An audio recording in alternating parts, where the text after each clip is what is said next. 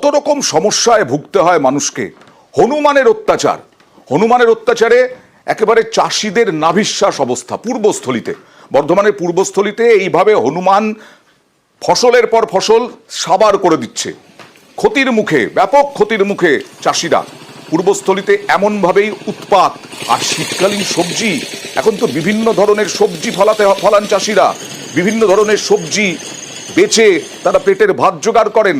কথা বলবো প্রতিনিধি নবকুমারের সাথে। নবকুমার, কতদিন ধরে এরকম সমস্যা, এবং চাষিরা কি নিজের উদ্যোগে, এই দেখতে পাচ্ছি আমরা নেট লাগিয়েছে, নেট দিয়ে কি কোনো কাজ হচ্ছে?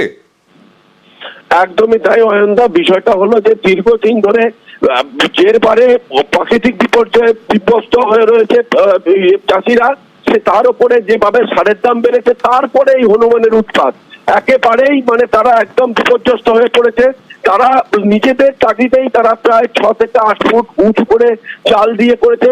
যাদের সামর্থ্য নেই তারা জাল দিতে পারেনি, তারা মাটি পুরো ফাঁকা রেখে দিয়েছে, জমি তারা চাষ করছে না।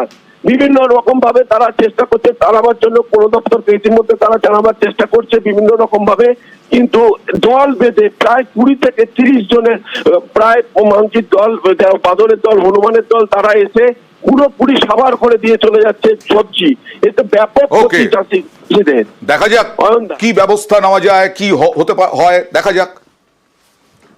চাল দিয়েছেন কেন? হনুমানের জন্য। কি করো?